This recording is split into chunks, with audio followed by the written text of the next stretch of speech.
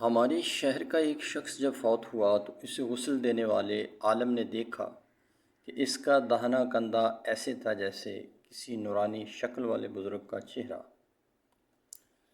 قبر میں اتارتے وقت بھی عالم صاحب نے محسوس کیا کہ اس کے داہنے کندھے میں سے روشنی پھوٹ رہی تھی۔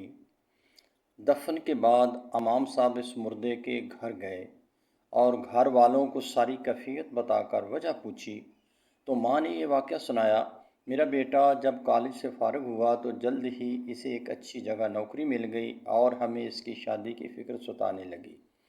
اچھی نوکری ہونے کی بدولت اس کے لیے اچھا رشتہ ملنا کوئی مشکل نہیں تھا۔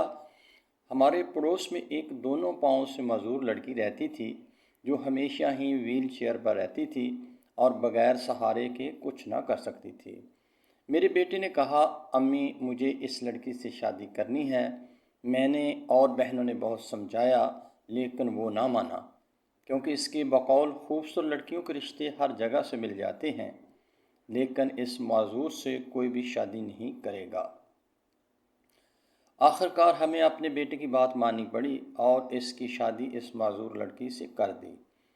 وہ ہر روز اپنا ناشتہ خود بنا کر اور اپنی بیوی کو کھلا کر آفس جاتا اور واپس آ کر بھی خود ہی سب کچھ کرتا۔ اپنی بیوی کو باتھ روم وغیرہ لے کر جانے کے لیے وہ اسے اپنے داہنے کندھے کا سہارا دیتا تھا اور اسی لیے اس کا داہنا کندھا چمک رہا تھا، کیونکہ اس نے اپنی زندگی کی آسائشیں اپنی معذور بیوی کے نام کر دی تھیں۔ اللہ پاک ہمیں معذوروں کا کام کرنے اور ان کی ضروریات کو سمجھنے کی توفیق عطا فرمائے، آمین۔